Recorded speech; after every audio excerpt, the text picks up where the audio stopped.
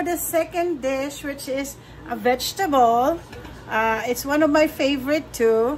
Of course, saluyot, labong, and shrimp. Simple lang po ang lutong to. Pero bago ko gagawin, papakita ko sa inyo, lilinisin po natin. Alam niyo po naman ang labong, may amoy. May amoy pa rin. May amoy siya. So, lilinisin po natin ang labong.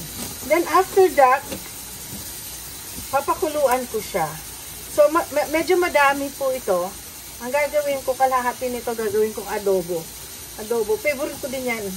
Pero ang gagamitin ko, tingnan nyo kung paano ko gagawin adobo. Hindi naman sa mandadaya ako, pero naka-flavored na kasi. So, papakita ko sa inyo. Sandali lang, madali lang po siya. So, what we're gonna do is we will boil. Ay, naku, na-boil. Na-boil na siya. Bi-boil natin to para mawala lang po ang amoy nito. Ha? Sino yan? Sino yan? So, boboil natin siya para mawala lang po ang lasa niya. Ay, ang amoy. Para malinis-linis siya. Okay. Lagyan na konting salt. Okay, salt para. Ihubang salt, minsan nakakatanggal ng ano. Tapos, mamaya huhugasan ko na naman siya. Talagang perfect ang pagkaano ng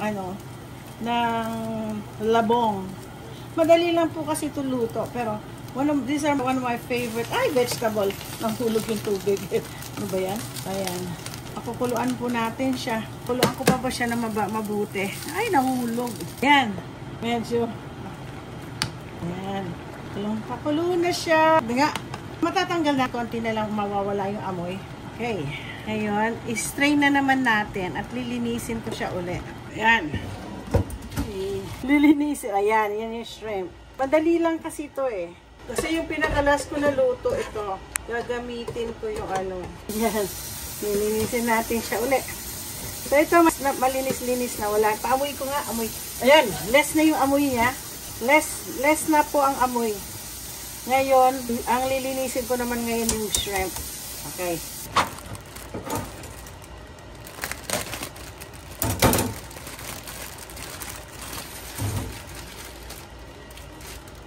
Ngayon, nakabili po ako ng shrimp. Shrimp po. Dalawang klaseng luto to kasi yung pinaka-last na luto na gagawin ko is yung shrimp scampi pasta. Kasi request yun sa akin. So, ito, gagawin ko na. Guys, ginagamit ko ngayon ang isa kong lutuan na matigas. Ay, matigas, mabigat. Made in Japan to. Mahal din tong pagkabili ko nito. So, nalagyan natin ng tubig-tubig lang, dumping-dumping. Walang sote-sote. Lalagyan natin ng sabaw. Ay, siguro lalagyan ko na to ng kamatis. No, para siyang dinigdig. Lalagyan po natin siya ng kamatis. Marami na mga kamatis. Para masarap-sarap. Okay. Tapos, lalagyan natin ng sibuyas. Ako, 11:30 na. At least, 1 o'clock magsisidatingan yung mga guest ko. Tapos, kaya natin siya kumulo dyan. Ito lang naman, simple lang naman ilalagay ko. Flavor, ang balayan. Masarap to. Konti lang po na luto ko. Hindi ko alam kung gusto nila. We'll see. Ayan, masarap. Ayan, tama na yan. Tama na yan. So, ilalagay natin ang shrimp. Oops. Tulungan mo na yung shrimp. Masarap yung ating shrimp. Ay, umaapaw siya, oh. Natin. Tama na siguro yan. O, dadagdagan ko pa. dagdagan pa natin. Okay. Yan, dagdagan pa natin. Para malahat sila mag-enjoy sa shrimp. Kasi mamaya may another shrimp dish pa ako eh. Yan. Tingnan natin. Ang sarap.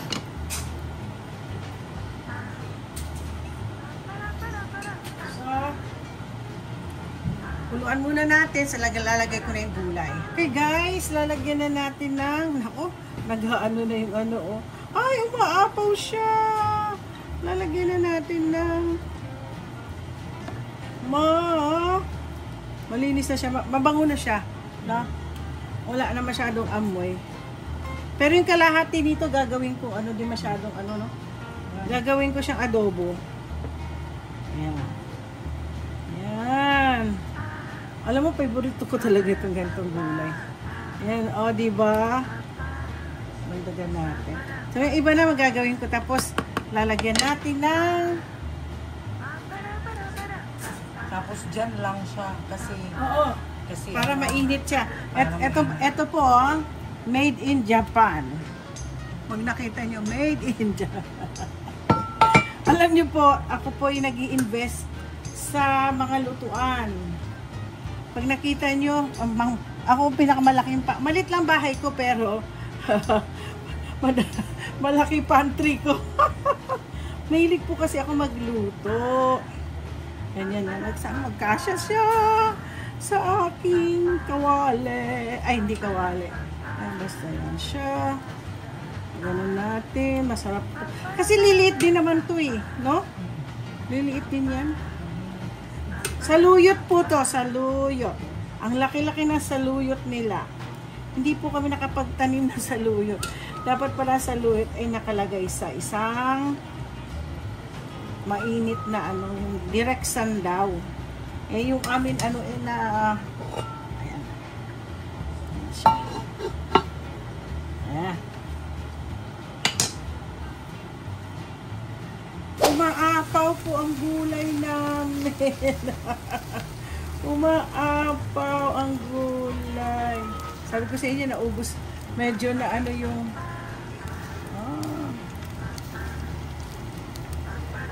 ayan.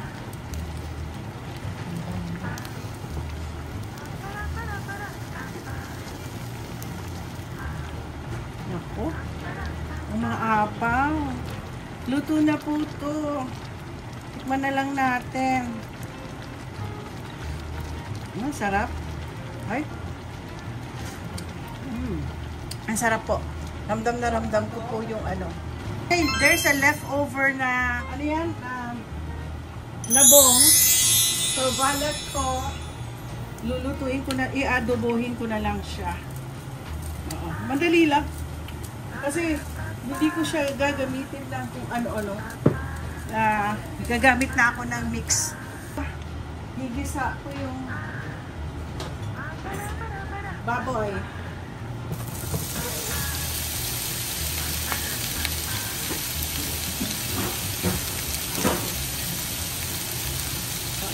Ano ko na to? Dagdag po to sa ano. Yan. So, ang gagamitin ko po, para maluto lang yung leftover, gamitin ko to. So,